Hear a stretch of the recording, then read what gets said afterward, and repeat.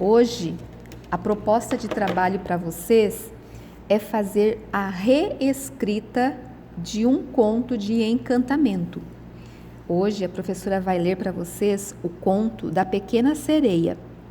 Você pode ouvir quantas vezes você quiser, porque depois você vai reescrever essa história com as suas próprias palavras. A Pequena Sereia. Era uma vez uma jovem sereia que gostava de tomar sol sentada em uma rocha. Um dia, ela viu um lindo príncipe por quem se apaixonou. Mas seu pai, o rei dos mares, disse-lhe: Minha filha, você não pode amar um humano. Você é uma sereia. Veja, você tem cauda. Os humanos têm pernas. A pequena sereia então foi procurar a bruxa do mar e pediu: Por favor, eu quero ter pernas. A bruxa aceitou realizar o encanto, mas, em troca, queria a linda voz da pequena sereia. A pequena sereia estava tão apaixonada que concordou com a bruxa. Tomou a poção mágica e desmaiou. Quando acordou, estava na praia. O lindo príncipe encontrou-a e fez dela sua amiga. Mas a pequena sereia estava muda, não podia falar de seu amor. Um dia soube que ele iria se casar. Resolveu visitar o príncipe enquanto ele dormia para se despedir. Chorou e não teve coragem de deixá-lo. O casamento era com a bruxa disfarçada, mas, por acidente, quebrou-se a joia que ela levava no pescoço, desfazendo-se assim o feitiço. A bruxa voltou à sua forma e a voz da pequena sereia foi recuperada. Feliz, a pequena sereia pôde contar toda a sua história ao príncipe, que, vendo tanto amor, resolveu se casar com ela. Casaram-se e foram felizes para sempre. E todos do reino das águas acompanharam as festas e a alegria da pequena sereia e do príncipe.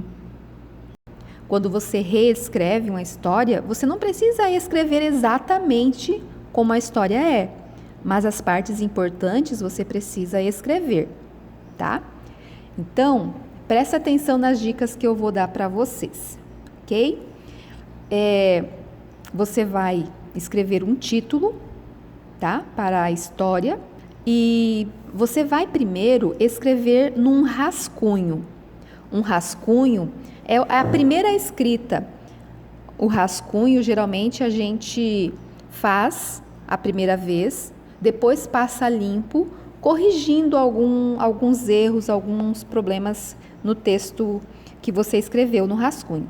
A história tem começo, meio e fim.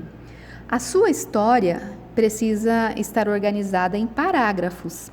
Então, cada assunto, por exemplo, o começo da história pode ser um parágrafo, o meio da história pode ser outro, e quando você vai contar o final da história, pode ser outro parágrafo.